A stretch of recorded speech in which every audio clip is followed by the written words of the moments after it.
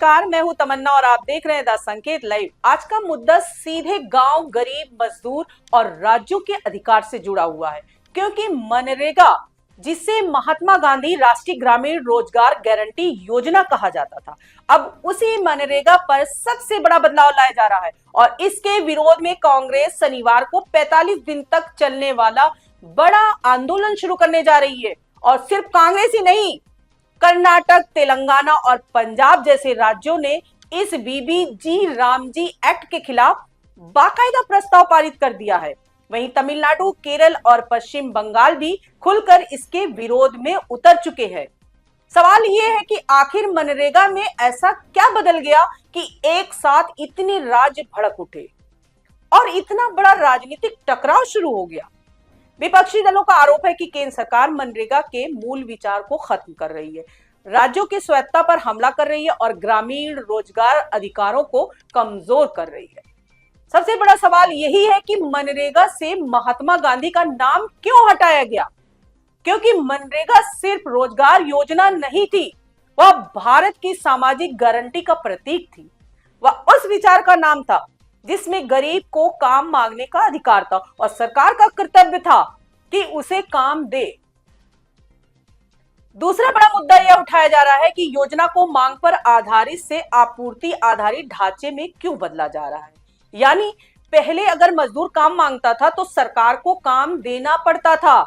अब विपक्ष का दावा है कि नए ढांचे में काम उतना ही मिलेगा जितना सिस्टम तय करेगा, यानी मांग का अधिकार कमजोर होगा। और तीसरा सबसे बड़ा मुद्दा यह है कि राज्यों पर वित्तीय बोझ बढ़ाकर केंद्र ने नियंत्रण अपने हाथों में ले लिया, यानी पैसा भी राज्य दे और निर्णय भी केंद्र करे। यह कैसा संघीय ढांचा है, यह कैसा लोकतंत्र है। इसी वजह से विपक्ष कह रहा है कि यह कदम राज्य सरकारों की स्वायत्तता और ग्रामीण रोजगार अधिकारों पर सीधा हमला है। अब सुनिए कर्नाटक सरकार का सबसे बड़ा तर्क। कर्नाटक के मंत्री प्रियांक खरगे ने कहा कि कर्नाटक में नई ग्रामीण रोजगार योजना लागू करने के लिए अगले 5 साल में राज्य सरकार को करीब 20,000 करोड़ रुपए की जरूरत होगी। 11 साल जोशी साहब क्या कर रहे थे भाई? 11 साल अगर ये व्यवस्था इतना खराब था तो 11 साल क्या सो रहे थे क्या? जोशी जी सो रहे थे कि उनको भी इस करप्शन में एक परसेंटेज जाता था। 11 साल के बाद आपको याद आया कि मनरेगा बहुत करप्ट है। तो 11 साल में क्या अध्ययन किया आपने? आपकी सरकार क्या कर रही थी? फिर अगर ये गलत है तो बीबीजी राम जी में कंप्लेंट्स नहीं आएंगे क्या? तो कंप्लेंट्स आएंगे तो योजना बंद करेंगे। अभी प्रधानमंत्री जो सरकार चला रहे हैं उसके खिलाफ भी कंप्लेंट है, तो सरकार भी बंद कर दो फिर। और यही नहीं, कर्नाटक ने इसे कोर्ट में चुनौती देने का ऐलान भी कर दिया है, यानी मामला सिर्फ राजनीति तक सीमित नहीं रहेगा, यह कानूनी लड़ाई में भी जाएगा। एसबीआई रिसर्च के एक पेपर में दावा किया गया है कि वीबीजी रामजी एक्ट लागू होने पर राज्यों को 17,000 करोड़ रुपए का लाभ हो सकता है। यह अनुमान पिछले 7 साल के मनरेगा आवंटन की तुलना करके निकाला गया है। रिपोर्ट्स का कहना है कि नए ढांचे में केंद्र और राज्यों के बीच निधि का वितरण मानक आधार पर होगा, जिसमें समानता और दक्षता को ध्यान में रखा जाएगा और यह मॉडल राज्यों को वित्तीय मदद के साथ रोजगार गारंटी बढ़ाने के लिए प्रोत्साहित करेगा। लेकिन यहाँ सवाल उठता है कि अगर इतना ही लाभ है तो इतने राज्य विरोध में क्यों है, क्यों प्रस्ताव पास कर रहे हैं, क्यों कोर्ट जाने की बात कर रहे हैं? मतलब साफ है कि कागज पर लाभ दिख रहा होगा लेकिन जमीन पर नियंत्रण का खेल चल रहा है। केंद्र सरकार ने इस योजना के कुछ फायदे भी गिनाए हैं। कहा गया है कि ग्रामीण परिवारों को रोजगार और आजीविका के अवसर बढ़ेंगे। हर ग्रामीण परिवार को 125 दिनों की वेतन आधारित रोजगार गारंटी मिलेगी। विकसित भारत 2047 के विजन के अनुसार रोजगार को ग्रामीण विकास के ढांचे से जोड़ा जाएगा।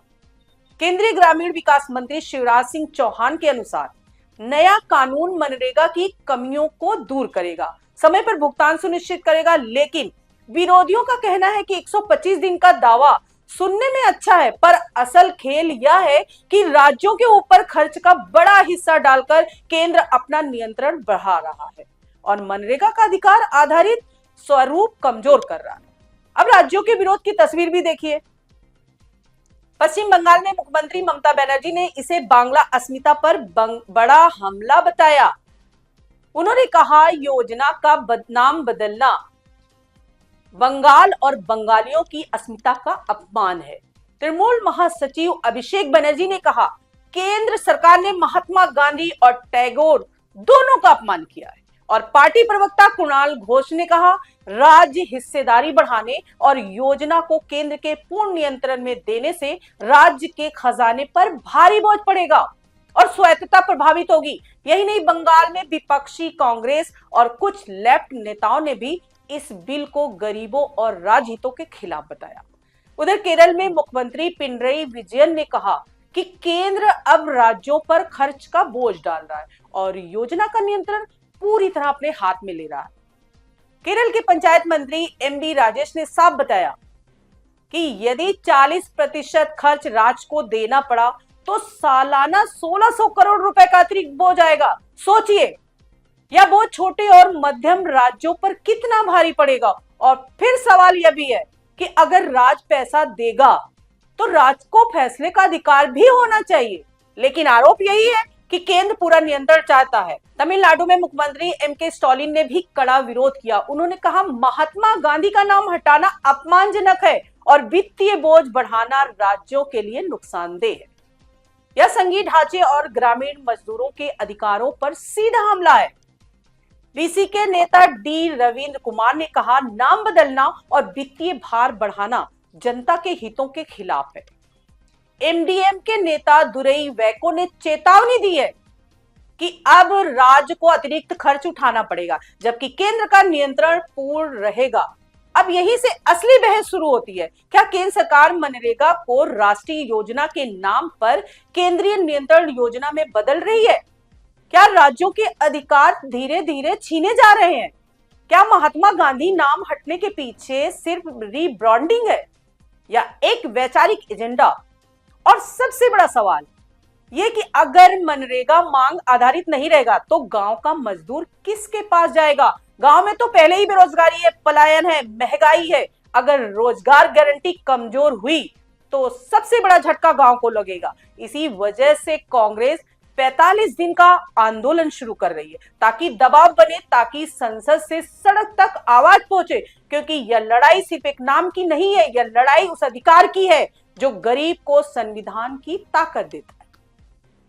अब देखना यह है कि क्या केंद्र सरकार राज्यों के विरोध को सुनेगी? क्या राज्यों को वित्तीय बोझ से राहत मिलेगी?